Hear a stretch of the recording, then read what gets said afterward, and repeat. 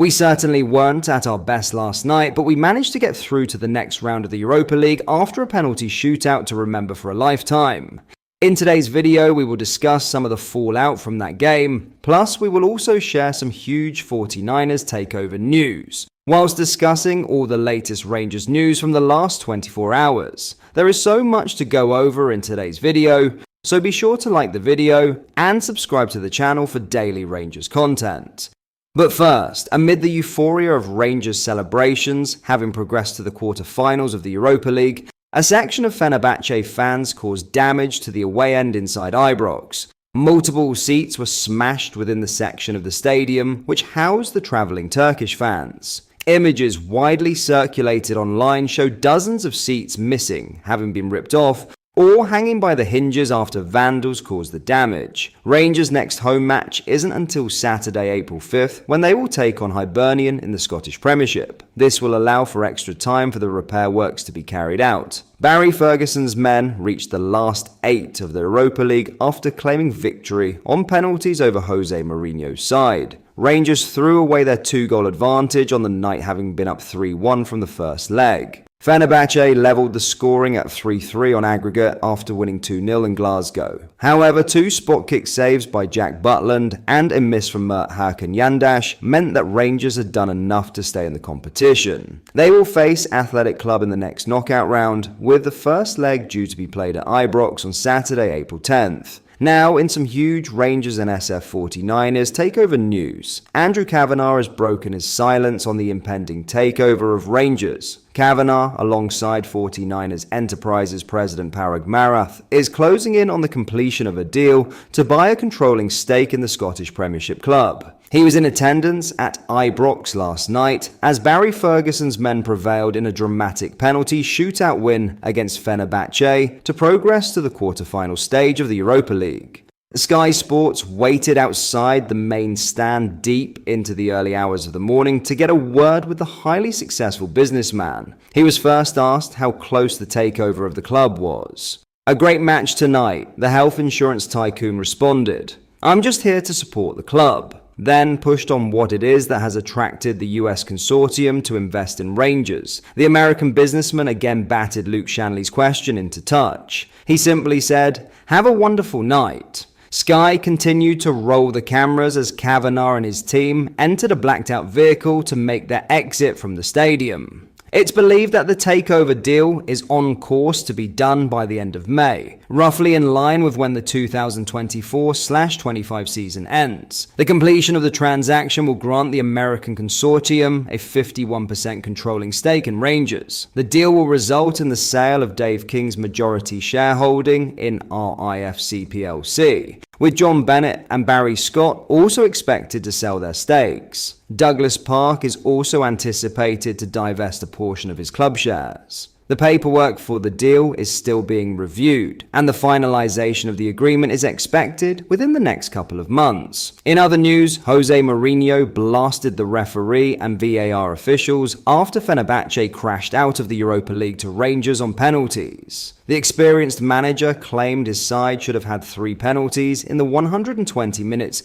before the shootout at Ibrox on Thursday night. Neither ref Espen Eskas or VAR Paul van Boekel adjudged Fenerbahce players ought to have been fouled in the box with no reviews advised during the fixture. And Mourinho even referenced his previous suspension for directing abusive language at Anthony Taylor during the Europa League final in 2023. Mourinho was served a 4-match suspension back then, and cited the punishment as he appeared to suggest decisions may have gone against his sides in the time since as a result, before adding he hoped decisions were just random. In his post-match interview, Mourinho said, "The ref and the VAR, they decided that we should go to penalties because 3 penalties within 120 minutes. Then on the penalties we missed 3 and Rangers go through, congratulations to them."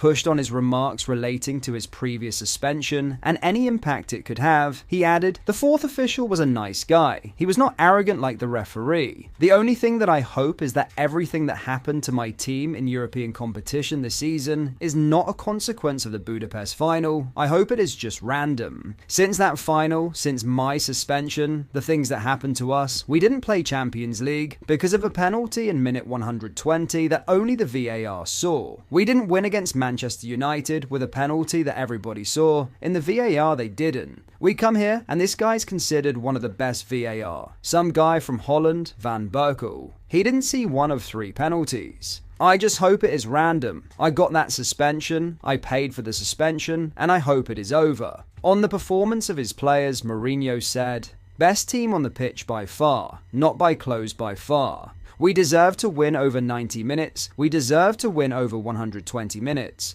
We were the best team by far." In other news, Ali McCoist has admitted Rangers got away with 1 after Anderson Talisca was cautioned for simulation in the Europa League tie against Fenerbahce at Ibrox. The forward was shown a yellow card after going down just outside the box under a challenge from Rangers fullback Jefte. Referee Espen Eskas was quick to produce the yellow as he had judged Talisca to have thrown himself to the ground. McCoist, though, was quick to voice his view on the incident as he suggested Talisca was fouled by Jefte as he feared VAR intervention. The TNT Sports pundit was proven right, as replays showed clear contact from Jefte onto Talisca's ankle. However, there was no intervention from VAR. A second yellow card was issued to a member of the Fenerbahce coaching staff as visiting backroom staff fumed over the decision. Reacting to the incident, the Rangers legend said, "Well, that's interesting. I'll put my cards on the table right now. I thought he caught him. We'll have a better look here. I think Rangers got away with 1 there. I'm not sure they have got away with it yet right enough.